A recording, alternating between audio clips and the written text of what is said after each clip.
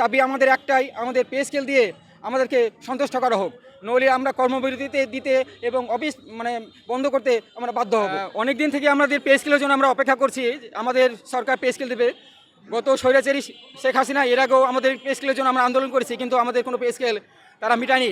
আমাদের দুর্দশার কথা তাদের কাছে অনেকবার ব্যক্ত করেছি, তিনি কখনোই আমাদের কথা চিন্তা করেননি। আমরা আমাদের সৌভাগ্যবান ডক্টর ইউনূসকে পেয়েছি, আমরা তার কাছে আমরা চেয়েছিলাম যে আমাদের পে স্কেলটা তার কাছ থেকে আমরা নিব, কিন্তু তিনি আমাদেরকেও এড়িয়ে যাচ্ছেন। আমরা চাই অনন্তবিলম্বে আমাদের পে স্কেলটা বৈষম্য দূর করে নির্বাচনের আগে পে স্কেলটা ঘোষণা করতে। যদি পে স্কেল ঘোষণা না হয় আমাদের পরিবার অসহায় হয়ে যাচ্ছে, এবং যেসব পণ্যদ্রব্যের দাম বাড়ছে তাদের সাথে আমরা তাল মিলে চলতে পারছি না। একদিকে বাসা ভাড়া, অন্যদিকে আমাদের ছেলেমেয়েদের লেখাপড়া, আমাদের পরিবার চালানো আমাদের পক্ষে মোটেই সম্ভব হচ্ছে না। এই আমরা চাই অনন্তবিলম্বে আমাদের সরকারের কাছে